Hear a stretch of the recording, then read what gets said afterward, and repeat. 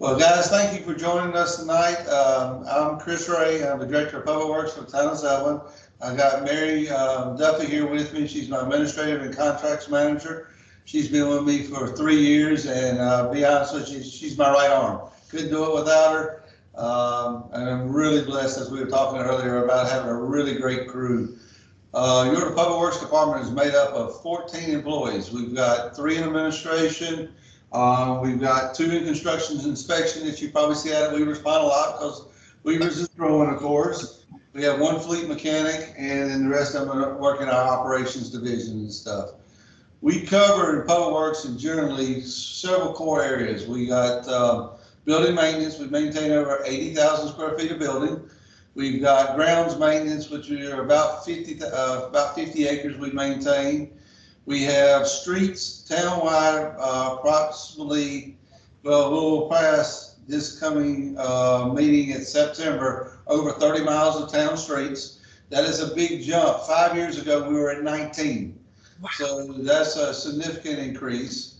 So we maintain the streets and everything associated with the street, from repaving streets when they're needed, pothole patching, sign repair, sidewalk repair, sidewalk installation, stormwater maintenance that we're going to talk a little bit more about tonight.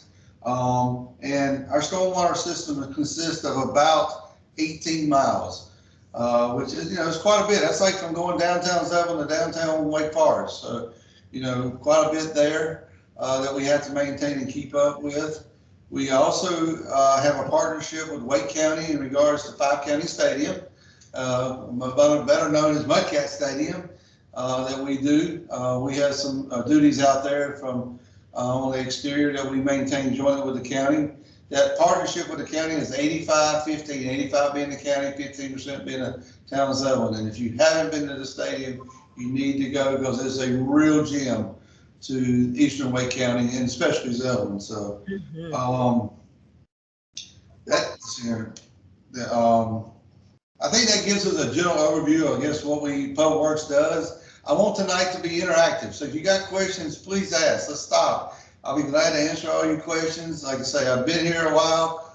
I know a little bit about everything, enough to be dangerous, but I feel like I can point you in the right direction if I don't have the answers. So I hope this will be interactive, and let's just have question and answers and go back and forth. I know a little bit of the concentration wants to be on stormwater, so I'll jump into a little bit of that, but if you get to a point and want me to stop, please, and I'll try to keep it as non-technical as possible in that regard.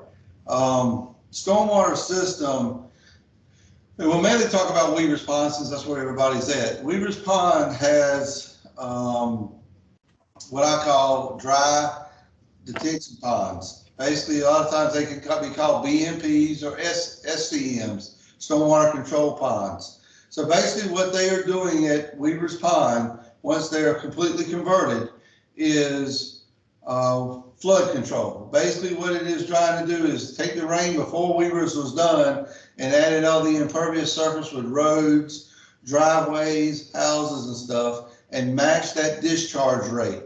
So if we were saying, we'll just make that something, you were discharging the stream 5 gallons a minute previous after construction, built all the houses now built out, we want to discharge that same rate of flow, 5 gallons per minute. So what it does is try to hold that water in and release it over time, so it doesn't adversely affect people downstream from a flooding issue or a erosion issue because you got so much volume coming through there.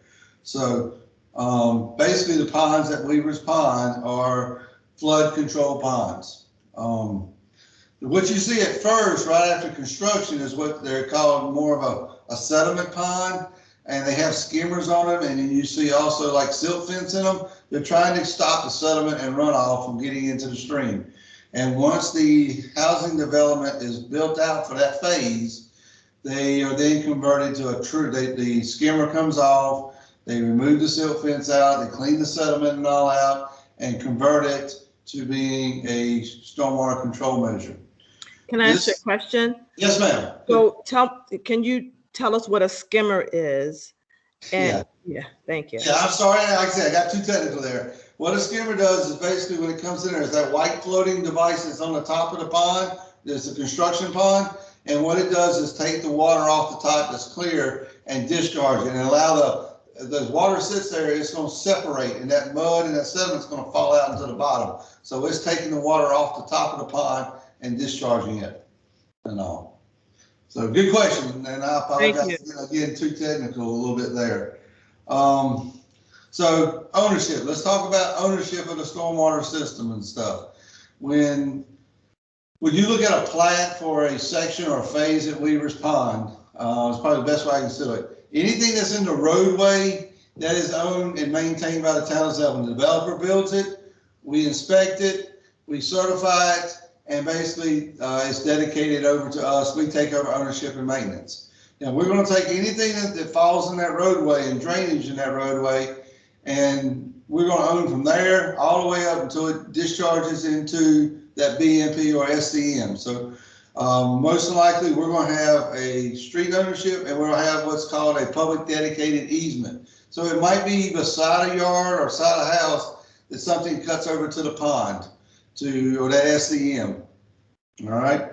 There's a section that the HOA owns that's going to basically be the pond itself. The pond itself, or SCM, is the ownership of the HOA. The town does not own that. Also, the HOA owns any other drainage that might be draining backyards or other open space areas that drain into that pond. So basically, those things are generally set into an easement, and we write them up on the final plat before the developer is able to even sell the lots to homeowners, that they show that they are responsible for the operation and maintenance of those things. And also, typically, those are going to be side yards, backyards, and the pond itself, and then a little bit downstream from the pond until it gets into a natural drainage area. So let me stop right there. That's a mouthful, and ask you if you got any questions. I do. Okay. So right now, the developer owns those ponds. That is correct. At some point in time, he'll transfer the HOA administrative burden from him, David, over to the Weaver's Pond soon to be association, right? And so what do we have to be concerned about, if anything, before that transfer happens as it relates to these dry ponds? Okay. One of the things about any piece of infrastructure, whether it's the towns or whether it's HOA, it requires maintenance. So basically they need to be mowed on a regular basis and make sure there's no washout in the areas. If it is, it's repaired. Once you take over ownership of that, what I would recommend is there should be a capital reserve set aside, because over time you might have to clean that settlement out of that pond. Or if something's damaged, you got to fix it. One of the things that our stormwater program does here is every year we basically ask these developments to have an engineer come out and look at the pond. Is it functioning the way it was designed? Is handling the waste, the runoff from the lots? Is there any erosion? Is there anything that needs to be done? So you have a licensed engineer who is used to the design and maintenance of these things, and they can give you recommendations, help you build a capital reserve. So, maybe the first couple of years you don't have to do nothing, but maybe year 10 you need to do something as far as cleaning the pond out. So have it inspected annually by a licensed engineer. We can give recommendations, or you can use the design engineer to design the pond. There's plenty of engineers out there that will provide that for you. And maybe you even have one in the HOA, in the homeowners of Weavers, that is part of one of his things, giving back to the community. He can provide that service for you, but not the HOA can hire it. So the main thing is have it inspected annually, regularly maintain it, and set up a capital reserve fund based on the number of ponds and some long range planning that you do for the stormwater system and all. So just like you're planning for a kid to go to college, you need to start your due diligence early, set up enough budget, and be prepared for some unexpected things that could potentially happen. you know, so. So before that transfer happens, we would probably need to have an engineer inspect it while it's still under the ownership of the developer, I would imagine, just to make sure that they've done what they needed to do before it's transferred over to us. Would you say that's prudent? Yes, ma'am. I say that would make good sense, make a lot of good sense to, to have that inspection and, not necessarily to make the developer do something, but know what you're getting into, where you stand at from day one. Is there some issues we need to, as a HOA, go out and address, or are we in good shape? So, I think that's a good recommendation. Yeah. How many ponds do we have in Weaver's Pond? Each phase, well, okay, how much phase? I don't have that number off the top of my head. I can get it. But you're probably looking at 5 or 6 off the top of my head. Yeah, I was thinking it was 5, but some of my neighbors might know as well. But okay, thank you. Those are my questions. No problem. I mean, and I deal with it in phases so many different times, and we got so many development going on. I apologize, I don't know that answer, but I can get that answer for you. That's not a problem at all. No problem. Any other questions about stormwater and stormwater ponds? Oh, it looks like we have someone who's raised a hand. Okay. I believe you can unmute yourself, but I can unmute you too. Let's see. Oh, yes. I had a question whether the storm drains are monitored virtually through some sort of technology, or is it something that if we see an area that appears to be blocked that we should be calling? Yes, ma'am. There's no technology that we had that tells us that Okay. it's blocked. So one of the critical pieces we need is homeowners like y'all noticing something. And what I tell people, if you notice something, even if you don't think it's right, you noticed it, call us. Let us come look and see if there's an issue. And yes, we'd love to have a heads up on something that's maybe a yard got seeded and strawed and it got washed away and it's now blocking the culvert. Or the catch basin. Yes, we can come clean that off and be glad to do that and make sure everything's working properly. So we have a stormwater permit and we are required through our stormwater permit to inspect and clean 10% of our infrastructure a year. So you can imagine it takes 10 years to get completely around everywhere. So yes, anybody that sees something that's not right, don't look right, it probably isn't right. And call us. That's what we're here for. Call us at the office, and we can, or you can go onto the website and report a problem. That comes to us immediately, and we can get out there and address that. One of the things we do to try, from a stormwater perspective, is we sweep. We have a street sweeper. We're blessed to have a really nice one, a really effective one. We spend about 220 hours a year sweeping streets. We collect about, I'm trying to remember how many tons debris a year, but it's fairly significant. It's in that brochure right behind you. Oh, we collect about 368 tons of debris annually from sweeping. So that's quite a bit. So where do we sweep? When do we sweep? And those things. Well, we sweep downtown weekly. We sweep Gannon Avenue, Arundel Avenue, and Shepherd School Road, which is our main collector roads, every 2 weeks. And our goal is to make every residential street once a month. Now, I will tell you at times we struggle with that, being a small department, but that is our goal. That's what we shoot for. Currently, we've struggled in the last year or two, probably because we're adding so many streets quickly. I think earlier we mentioned 5 years ago I had 19 miles of street. Now I'm looking to push over 30 miles. So we're not getting a whole lot of new employees to keep up with it. So we're trying to other ways to be more efficient. But at the end of the day, we probably struggle a little bit to meet that goal. But that is our goal we shoot for. Anytime you have something that if it gets in bad shape, a contractor's tracked something through there, especially in the area of construction, or something you think needs addressed, call us. We'll make a special trip out there. I'll speak to my construction inspector about making sure that the contractor is washing down the road and cleaning up his debris. We don't always want to be chasing the contractor, but if we need to, we will. Chris, do you mind if I ask? Yes, go ahead. Go jump in, please. So I've been here about 3 years and I've been learning a ton about stormwater from these guys, and there's no better group to learn from, I can tell you that. But one of the things that I find to be a really common and natural misconception that might help here is stormwater systems are almost entirely gravity.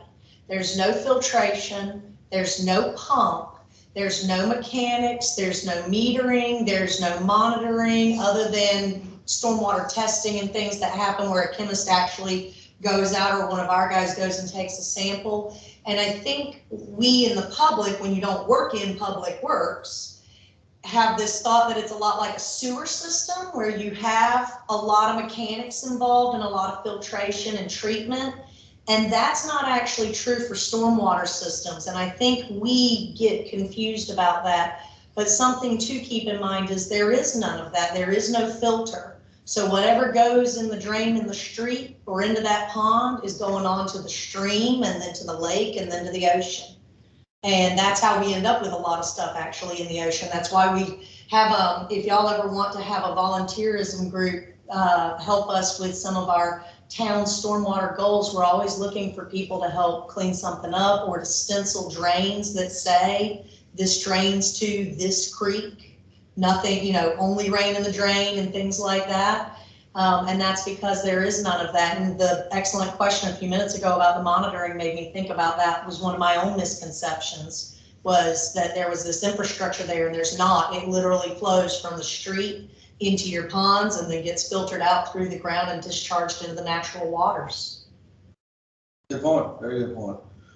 One of the other things that you'll see in some of the streets in Weaver's Pond before they get their final overlay is we put in there what is called sediment bags. Sometimes some sediment bags get full and they need to be empty.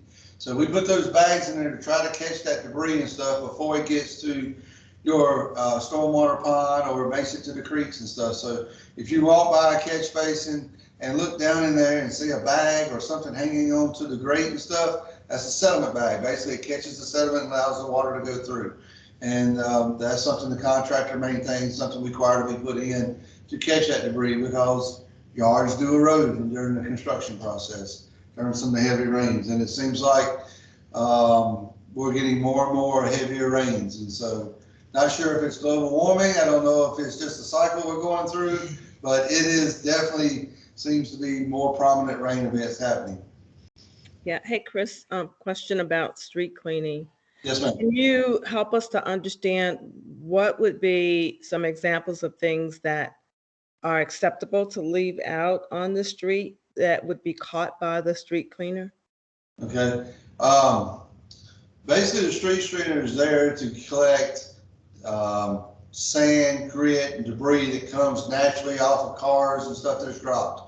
The things that you would leave on the street, I would say you leave on the street, that's going to be for our yard waste collection program, our yard waste, limbs, leaves, stuff like that, grass clippings and all those. We pick those up through our yard waste program, through our leaf program, not necessarily our stormwater, but those items can be picked up. The street sweeping is mainly to get up sediment, grit, fines, anything like that on the street, trying to remove those things before they get into the stormwater system.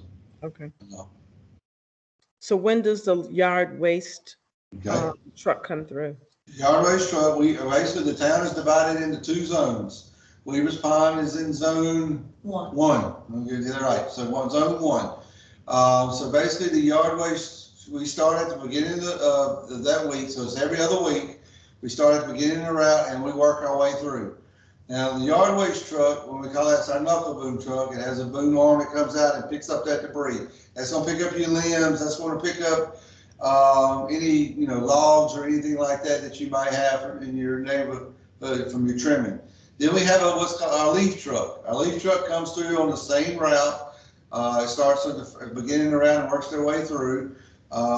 Depending on the volume of either one of those, that's why we don't set days, because some weeks and times get really heavy and we don't want to promise somebody there. We just promise you, if you have it out on Sunday evening, by the end of that week, it will be up. Our leaf truck will pick up those hedge clippings that are in a small pile, grass clippings, leaves. Leaves in Weaver's Pond is not a big issue quite yet, but it will be as as the community, I guess, matures and the landscaping matures and stuff. So right now, we pick up a lot of grass clippings and we respond from the Bermuda clippings and stuff. We ask them not to be bagged because so our guys don't have to stop and debag them. We ask you just to place them there right at the curb, and we can come out with our vacuum machine and vacuum them up. So same way on the yard waste. Pretty much we tell anybody, if you can get it to the street, my truck can pick it up. We keep things less than 18 feet long. It'll fit in the truck. No need to bundle stuff or cut it up small. If you want to cut it up small to help you get it to the curb, that's fine. But that knuckle boom will actually pick up a small car beside it.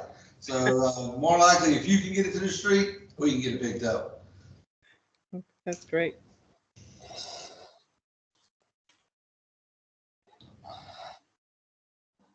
Let's see here. What else we do? It might be beneficial. Let's talk a little bit. We don't have any more questions on stormwater and stuff. Let's talk about streets in Weavers Pond and how the asphalt is placed in there and why we're doing it and putting it in different levels of coming in. When you first buy the house there, you might notice that when you're out at the curb, it looks like the asphalt's about an inch low. Well, that's intentional. We do that intentionally. Typically on local streets or even the main collector streets, there's going to be 2 to 3 inches of asphalt already there.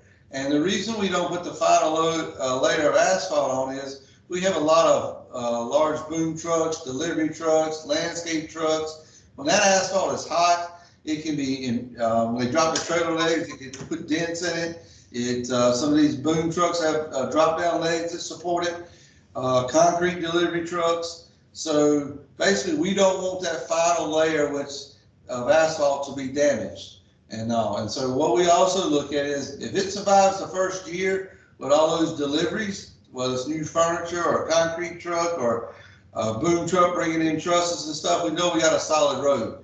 And in that 1 year, sometimes it might be a little longer than a year. If we have any failures in it, we mark those out and they make repairs to it. And then typically around the 80% of a phase that is built out or a street, we come in and ask the developer to do the final overlay. So if a phase came in, say it had, we'll just make the math easy, 100 homes in a phase, when 80 of them are built and all, we're looking then to start talking 75%, 80%, talking to the developer about putting the final overlay on. Sometimes it might stretch a little bit longer because of the winter time. When it gets about December 15th through March 15th, we typically don't like to put asphalt down because it's just too cold, it cures too quickly and don't set up right. And so if you fill in that period of time with rapid growth, we might push it out a little bit longer and wait and then make it part of the spring paving program.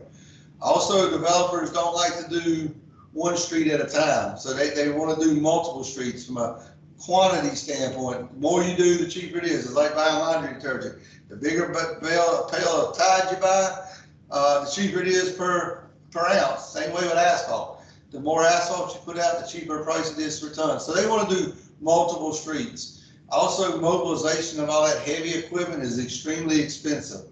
And so they want to do it one time. So most of the time you'll see them paving 3 or 4 streets at a time when you're going through the neighborhood and stuff. The roadways that we have for Weavers Pond are designed to last 20 years. We have mathematically based on the soil types that are out there, the asphalts out there, the trip counts that are done from you driving in and out each day and deliveries and that initial loading, they're designed to last 20 years. At 20 years or thereabout, even before the end of failure, we will come in and resurface the road. That's a cost the town bears. It's not a cost of the HOA. We annually go out and rate all our streets. And so you ask, how do I know why am I paving this street and not that street? We go out and our construction inspectors has a 10-point grading system where they go through and rate each street. And based on the grade of that street, we then do a paving. Typically, we try to pave about 1.4 miles a year. That's running us a little over $250,000 a year in paving. And typically, when a street grades to mid 70s or low, or just slightly below 70, we come in and do a resurfacing. So Chris, do you know what phase we are in we respond in terms of coming out and paving? Coming out and paving, all your streets right now are rating probably in the 90s plus. They're all in good shape. So it's going to be 10 plus years, depending on where you're at, before you have a resurfacing on the street. So that basically means, the street's already up to the full lip. We come in and mill an inch and a half out and put an inch and a half of asphalt back. So before you see resurfacing in Weavers Pond, you're probably looking at 10 plus years, just because the useful life of that road is designed for 20 years. So we got a little bit of time for it. They deteriorate, they should last. I got a really good inspector up there that's tough on those guys to make sure it's done right. And so hopefully I'm not paving in your neighborhood anytime soon, to be honest with you. Because that means something went wrong, Well, I actually think I asked the wrong question. Some of our streets have not gotten that final Yes. lead on it. And so that's really what I was asking, if you know where we were. I would, I know Weavers Pond Townhomes, and there's a section, and I apologize, I don't know, Jason knows this better than me, we were talking the other day, 3A, I believe, is looking to have another final overlay within probably the next 6 to 8 weeks. They've already started talking about that, getting estimates on it, and hopefully that will be coming soon. But I can get that answer, we can email it to you, which streets they're looking at. I just don't know them off the top of my head. I'm not day-to-day involved in that close enough to tell you that off my head. I apologize. No worries, but I think that would be helpful, and I'll send it out to Yes. my neighbors. Yeah. All right. We can get you that information. That's an easy one. Any other street question or stormwater question or yard waste leaf collection? And before we start talking maybe about the town in general a little bit and kind of dive out of public works. I think I have a question. This is Adrian. Or more of a suggestion, maybe. Okay. So where the walking trail, where they cross, I think it's Golden Plum and Pippin. Is there anything in the works to get a crossing zone there? Mm. You talking about on Pippin where it comes, the sidewalk would come there? Yeah, there's we're actually doing a couple things there. I'm glad you brought up the greenways. That's something Mary and I worked really hard on. The phase Weavers Pond Townhomes is actually going to be taking the sidewalk that is there, and we're going to be widening it from 5 feet to 10 feet. So the newly construction piece of greenway around the pond, that'll be 10 feet from the by the townhomes. It'll come up to the roundabout at 10 feet. It's got a signed crosswalk there or crossover. We're then going to add another 5-foot section down, tying it into that section now that's between Pippin and Golden Plum. So yeah, we'll be making some improvements there. We're encouraging everybody to go to the crosswalk that's there at the roundabouts, and so we'll be funneling people into that. One of the things is greenways that we were finishing up out there. We're getting into the last phase, and no little people, you're already using it, but the greenway trail between the pond and Spider Lily. It was basically a grant project we were able to get designed and built. I will tell you the construction of that project is 100% grant paid for. So you as a taxpayer did not have to pay for the actual construction of that. You help pay for design and some things like that, but we were able to get some grants to help pay for that. So we're getting close to finishing that and officially opening it up. We're struggling like everybody else is with some COVID related items, some exercise equipment, bicycle repair station and fountain down toward Tarrant Meadows. Just needs to be put in. We had some long lead times on the fencing that you start to see to go in. That's 4L safety fence. You wouldn't think those things are back ordered, but they were back ordered almost 4 months just to get safety fencing put in. So we're just a little behind where we want it to be, but we're really excited that that's a real nice amenity for Weavers Pond and the Tarrant Meadows. to connect that from a walking trail perspective and stuff. We are real big believers in greenways, and we believe that greenway adds value to Weavers Pond. From a homeowner's probability, plus it's a linear park for the town. So It's beautiful. Yeah. Hey, Chris, I have another quick question about that area. So multiple times over the last several months, I know we've noticed, and I'm sure others have as well, that people don't see our roundabout. It's not lit properly. And so they are actually driving across it, which is a huge safety hazard. And I didn't know if there was any way that we could properly respond to what is happening. And I don't know if it's from just a lighting perspective. I don't know if that's something that would fall back on our neighborhood, or if that would in turn fall back on the city to mitigate that problem. okay, very good question. Street lighting is a responsibility that the town takes on. Pippin Road is a DOT road, so there's a few other hurdles we have to jump through to do it. I tend to agree with you that we need to look at, and I wrote down street lighting, we need to look at addressing some lighting along Pippin Road. It needs to be improved. It's one of those things that the subdivisions have been taken care of through the development and through the design and review and process, but we need to look at Pippin Road about adding additional street lights along through there to facilitate and like you say, make it a little more visible for going. So we'll take that one on. I will work to see if I can, in this coming year's budget, find the funds, budget the funds, request the funds to look to have improvements put out there for street lighting along Pippin Road to basically for the length that's in the city limits and stuff. So that's a very good question. One of the things, I'm glad you brought it up, is one of the things you may notice in Weavers Pond, phases 1 and 2 have what are called high pressure sodium lighting for the street lighting. It's more of an orange or a yellow look to them. Oh yes, we've noticed. And then the newer sections have LED. So I just signed a contract with Duke Energy. You're part of something that's going to be happening over the next 120 days that we're going to take those orange looking lights and make them all white and more of an LED. Does that mean in downtown as well? Downtown Zebulon is also looking to do a conversion. That's a separate project, but that has been authorized. They're actually going to be replacing the poles and the fixture type. And so last time I talked to Teresa, we're talking about this fall that this could be happening for downtown. So yes, this is the second phase of the lighting. We're trying to convert all the lighting townwide to LED. 2 reasons. If it's a clearer, brighter light, which improves safety and security. Second thing is there's savings associated with it after you pay for the upgrades.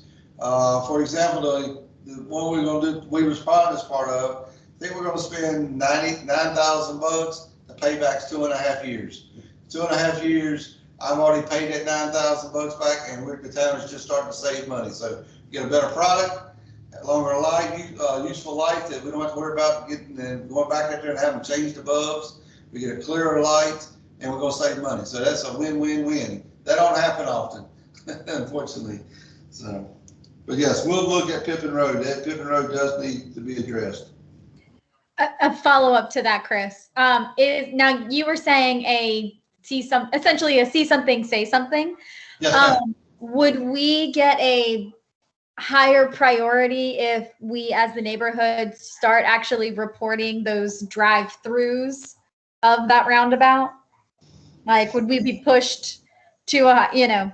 at NC State's campus, it's the integrated priority list, right? So the amount of times that something has been documented as being a problem, it then goes higher and higher on the list. Is that something that we as a neighborhood should report as a concern? Yeah, I think that would be helpful. If you want to drop me an email and forward Fish, I will give them mine and Mary's email address out, and you share those things with me. Yes, I can use that in a report when especially if it's not documented by the police department. somebody just runs through it and, unfortunately just drives on and really doesn't damage their car none. Of course, a lot of times they'll leave the other piece to be fixed. But yes, those instances, I can say improved lighting here would help this situation. And I think that would be helpful. Send it to Public Works, we'll log it, track it. It'll just be another data point that I can use to help justify, a request for additional funds. Send it to Public Works general email, or should we address it to your specific email, Mary and Chris? Either one will be fine, mine or Mary's will be fine, and we'll track it and, Okay. put in our logbook for data for budget. I will post that on our Facebook page for everyone. Great. I think we had a question.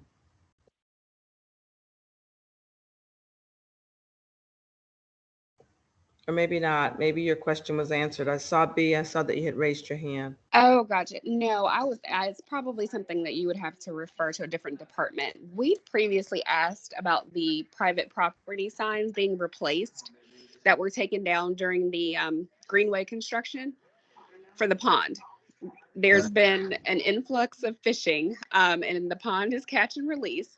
Yes. And what I do know about my experiences with the developer and PPM is they don't say things for no reason. And they mentioned the fish and restocking the pond and the expense that is. And my response to them was, well, the signage was not replaced, so people don't necessarily know that it's catch and release and that it's private property.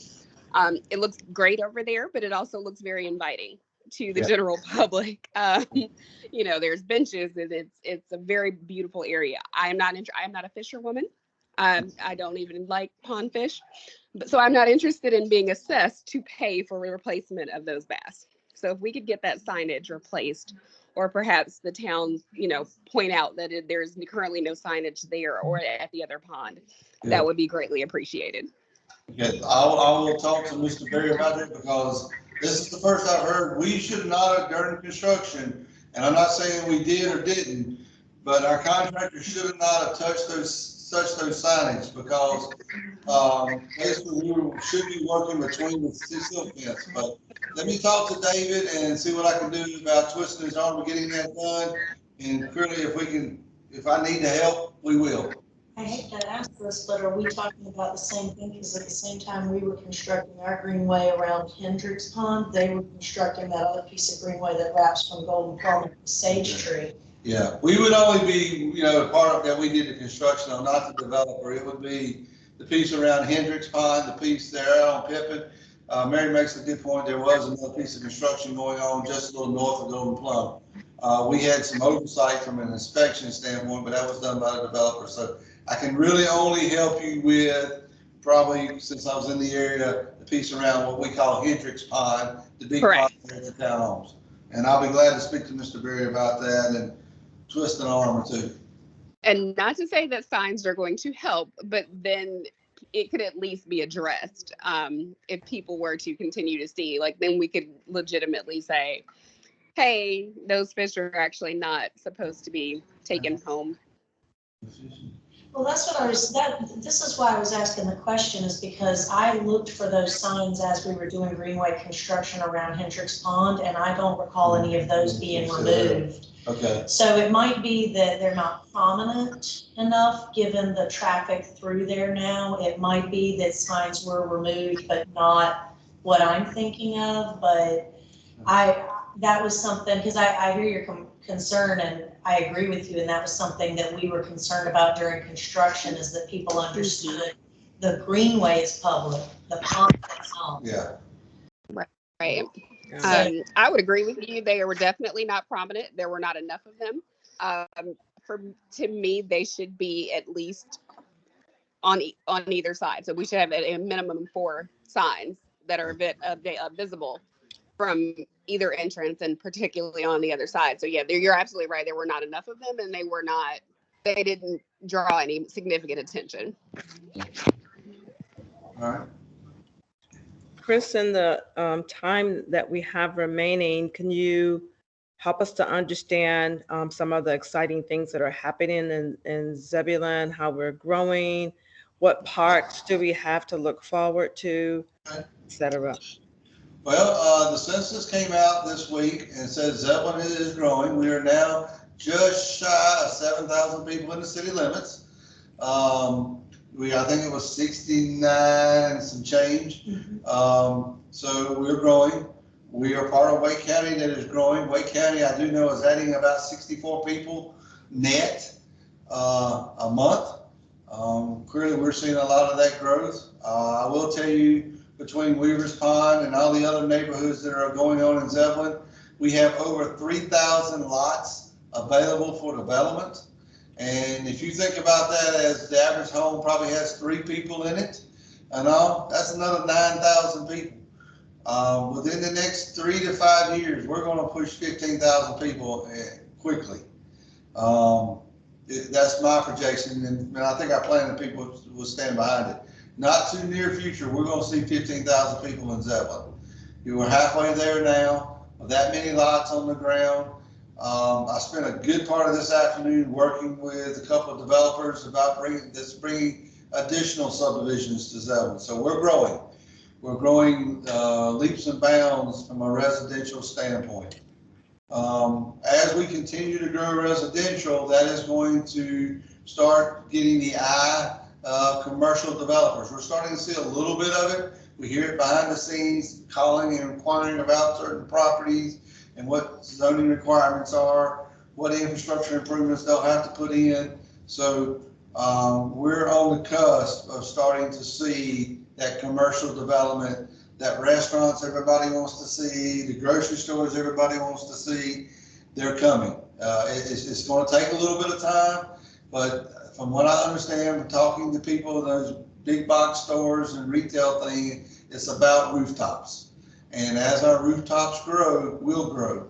We're also sitting in a great place at the intersection of 264, and as people are traveling west, on the new 87, or even coming north, south on 96, we're a great destination to stop for food, gas, and then some other retail. So you'll start seeing, I think in the next 5 years, a big jump in those type of amenities that'll be around this area, just because our rooftops are growing. And unfortunately, everything comes down to numbers counts, and when these big boxes move, they want to be confident and that they're going to come in and be successful. Last thing they want to come in and do is spend millions of dollars on infrastructure and not be successful. So I think we're starting to get to those numbers. We'll start seeing those things. Some of the other communities have, and but Zebulon is growing. One of the big things you mentioned about parks, I would encourage you this coming Wednesday, the 25th, the Zebulon Board of Commissioners is looking to adopt the new Parks and Rec Master Plan. So if you go to our website, there's a lot of information out there about they've been through about, 18-month process. It's been a little slow with COVID like everything else has, but they've been out in the community asking for what things are. They've got plans in there about new parks, new amenities, those type of things. We'll encourage you to take a look at that. If you got something that you think needs to be added, hey, get a hold of Sheila, our Parks and Rec director, and ask her about it. Tell her about it. Tell her these things are important to you. But the board is looking to adopt a new recreation master plan, or they're going to hear an update. I probably won't adopt it, but they're definitely going to hear comments and feedback about it at their work session coming up on this coming Wednesday, the 25th. So that's a great opportunity to get involved and to look and to see what plans are going on as far as the recreational amenities. While you're on that website, I'd recommend you to look at, there is a development piece that's on there that the planning department done. Under the planning department, it basically tells you what developments are coming. They'll tell you about the subdivisions. They actually got some of our projects on there. We got 2 stoplight projects and roadway projects on there. One is at Shepherd School Road at Old Bund for a light roadway improvements there. The second one is at Green Pace and Rental. We've got some preliminary plans on there that you can see things that are going on. They also talk about and give you some overviews of some of the subdivisions coming in, whether it's on Old Bun Road, from Barrington, Autumn Lakes, or Shepherd's Park, or behind Five County Stadium and Sydney Creek. You know, behind Five County Stadium Creek, there's a neighborhood going in over the next 10 years, be 850 homes. You know, so Barrington on Old Bun Road, 850 some homes. So there's a lot going on. We encourage you to look at that site. Mike and those guys have done a really good job about telling things that are going on in town and kind of giving you some insight. Also, in a bit to prepare for that growth we were talking about, we just adopted a new transportation plan. So it talks about where new roadways are going, what roadways need to be widened, what roadways need to be improved from a congestion mitigation standpoint. So that's on there. We've also adopted a new comprehensive plan that basically in the last 6 months to tell us about how we're going to grow, what things are important, where the growth areas are at. And so we tried to match that comprehensive plan, that transportation plan together. So if we say this is a large area for potential retail growth, we got the roadway system in place to handle it. So they work together to ultimately build what Zebulon do. So those two new plans are on the website. Parks and Rec Master Plan's out on the website. It's not been adopted yet, but it will be hopefully in the next month or so. So we got a lot of good things going on as far as plans and planning for the future and trying to handle growth and manage growth proactively.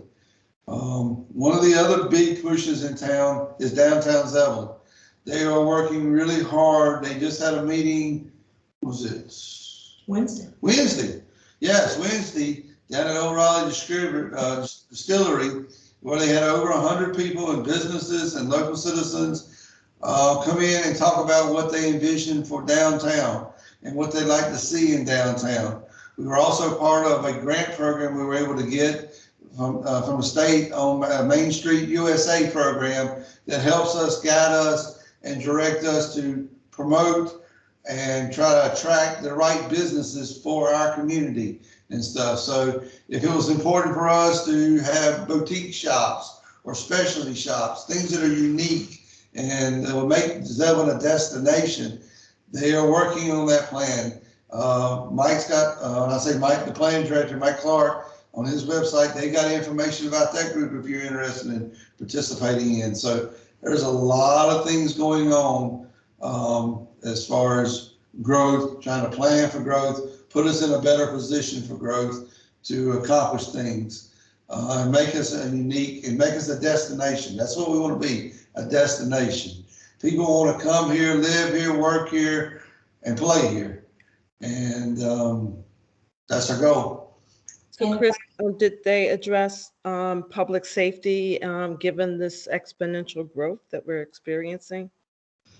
One of the things we have adopted as a separate plan is Zebulon 2030 Vision Plan. It puts in 3 areas of growth that we looked at to a vibrant downtown, grow smart. I'm trying to remember what the other ones. But under the growth, small town. yes, we maintain the small town character and heritage as we grow. And growing smart, a big piece under the growing smart is make sure we add the resources and staffing to deal with this growth. That means fire, that means police, that means hopefully public works, but definitely those, they're putting those people in place to grow smartly to be able to manage that growth. I mean, you're not just letting any growth come. So managing growth comes in transportation and that manages in personnel and police and those things. We got to have all of those to be successful. And so hopefully that answers your question. If I can interject, we have a question by chat. And before I read that, I just want to let y'all know I put our Public Works Office phone number and mine and Chris's email addresses in the chat too. So anyone who would like that information, it's there. And I believe Bev said she would put it out as well. Thank you. Certainly. The question from the chat is, it may have already been asked, but do we need the stormwater ponds after the last homes are built? The developer talked about filling some in when construction is done. My understanding is yes, the stormwater ponds are going to have to remain. What he was maybe referring to is as some of the development is built, some of it then is filled in, but there will be ponds that have to be made. They are working with Wake County. The town of Zebulon stormwater program is broken into multiple parts. We outsource, due to our size, the stormwater program, management of the ponds and erosion control of Wake County. I'll promise you that Wake County is very aware of where we respond is. They've been out multiple times. There could be some, I guess the best example I can give you, over at townhomes, the pond started out larger. Now some of it's been filled in, but there will still remain a pond designed and engineered to handle the stormwater flow for that area, for that drainage area. So yes, it could be a little combination of both. All the ponds are going to stay, but they may get a little bit smaller as the development closes out. Hopefully that answered your question. But a good one. Thank you for the question. Before we close out, I want to make sure that all of our questions have been asked. Any other questions, neighbors, that you want to pose to Chris and Mary?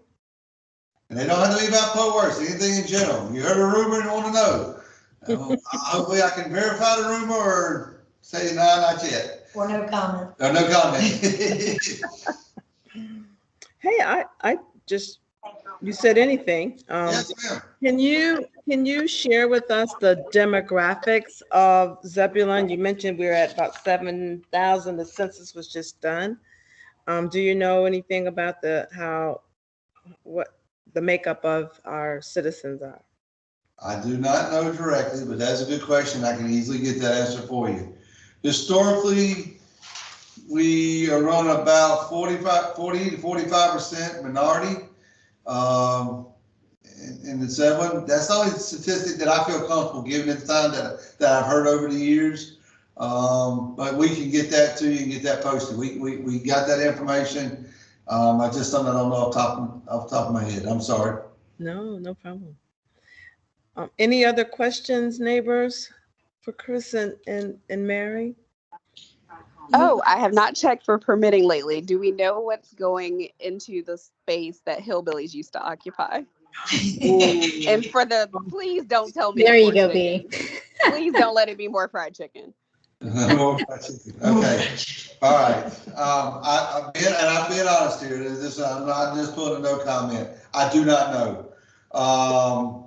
They are being very secretive about it. Last time we looked, the rumor mill is strong on it's that not even one. registered to sell yet, so we can't even know who bought it. So we've heard rumors. We could speculate about certain things, but I do not. I do not know. It hasn't even been published. The transfer hasn't even been published on the Wake County site. I am out of ideas. I'm just really hoping it's something that I would like to eat. Yeah. Not a Popeyes or Popeyes is coming. We have approved the plans for Popeyes. It's coming across from Bojangles. Those plans are approved. They're working with DOT to finalize their stuff. So we will have plenty of chicken between Bojangles and KFC. Is there going to be a traffic light there? Because that is going to be a scene of many a collision. Yeah. Well, mention the traffic lights. I mentioned earlier, we are working on one, and we're about at the 50% design level at Greenpeace and Renville. We will be putting a signal in there. We hope to go to bid, let's say spring of 2021. Yeah. That is comforting. Thank you so much. Because when they said across from Bojangles, I'm like, people are going to die for this chicken. It's going to be ridiculous. And I just want to go home. So I'm glad to hear there's going to be a traffic light to help.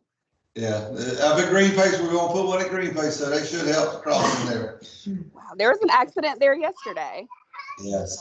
At about 8 on our way home. We were on the way back from the gym, and there was an accident there yesterday. So that's good. Well, I heard that there was a Cracker Barrel coming. Is that wrong or right? Again, I don't know. I've not heard that. Currently, I would think when I say we get a lot of rooftops are starting to come in, we're getting little people whispering. When the Cracker Barrel comes, and they call us, they are working through a developer. They're not obligated to tell us. Truly would love that. I think we meet some of the criteria. Most Cracker Barrels are on in major interstates, with 64 being upgraded to 87. I think that encourages our chances, but nothing definite by no means. Ted had a question.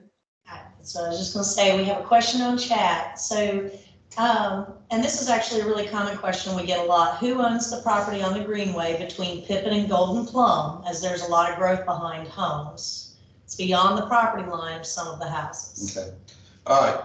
The Greenway itself is owned by the town of Zebulon. That 20-foot stretch through there, the asphalt, the trees, there's some landscape beds. We went in there and planted some daffodils and stuff a couple years back. That 20 feet through there is owned and maintained by the town of Zebulon. The other areas beside the Greenway and all are natural drainage areas and they are part of the open space of the HOA.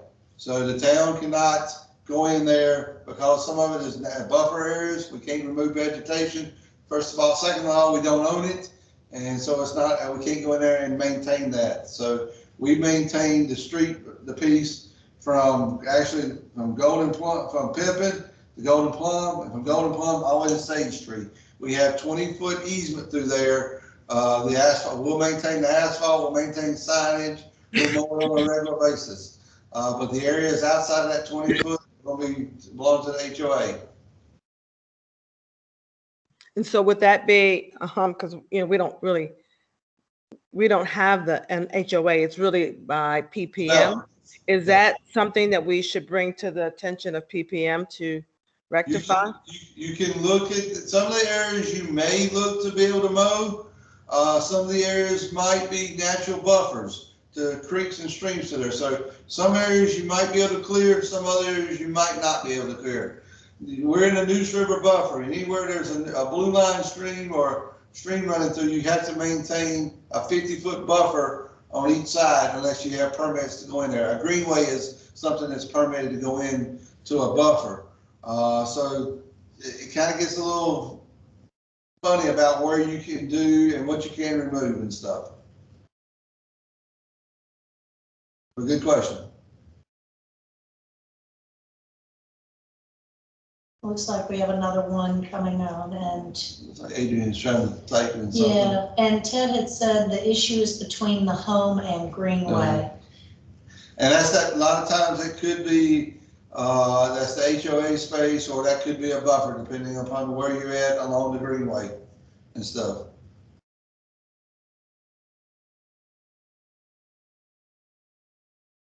I don't know if Adrian's asking the question anymore.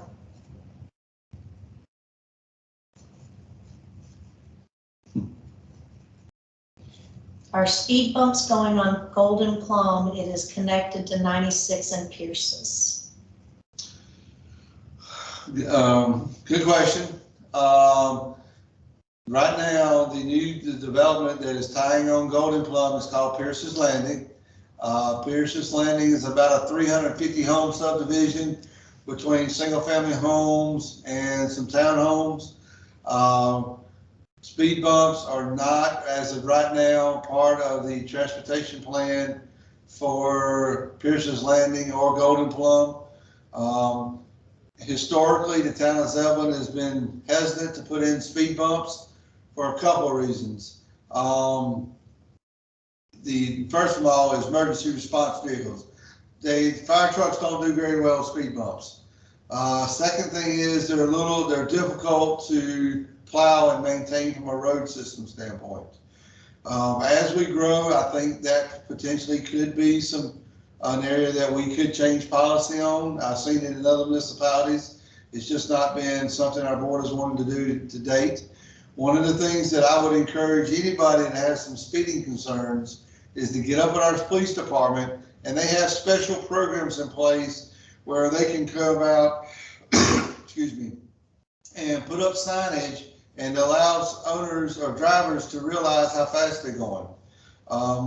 And so they can then track that data is being tracked to see, actually, is there a problem? One of the things that we have found over the years as people are in their yards, and well, I'm in my yard, and somebody goes by, it feels like they're driving actually faster than they are.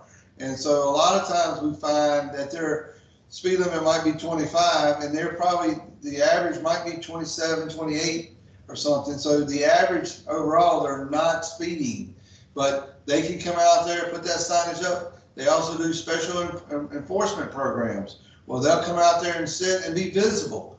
And then a lot of times they'll, try to write warning tickets and remind people to slow down, that they are in a residential area and those things. They're not out to write tickets. We don't make money when we write tickets. That always goes to the court system and the school system. So we wouldn't make any money on it. The goal for us is public safety. So I would encourage you to reach out to Ashley Dixon, who's a lieutenant over patrol, and they can look at several different ways to potentially help keep speeding down in neighborhoods and stuff. And we'll give you Ashley's contact information and phone number at the office. Yeah, we've seen both of those things be very productive and effective in regards to try to slow down speeding in neighborhoods. And Thanks for that. no problem. Thank you. Great question.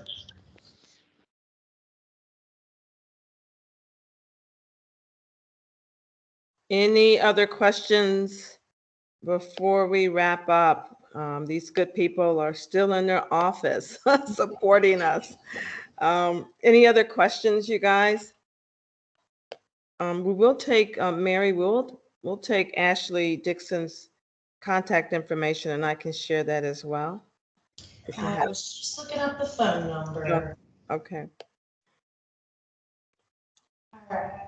While she's doing that, Chris and Mary, we just thank you so very much for giving us some of your time and helping and educating us actually on the stormwater ponds, as well as what's going on in our town. It's been really, really helpful.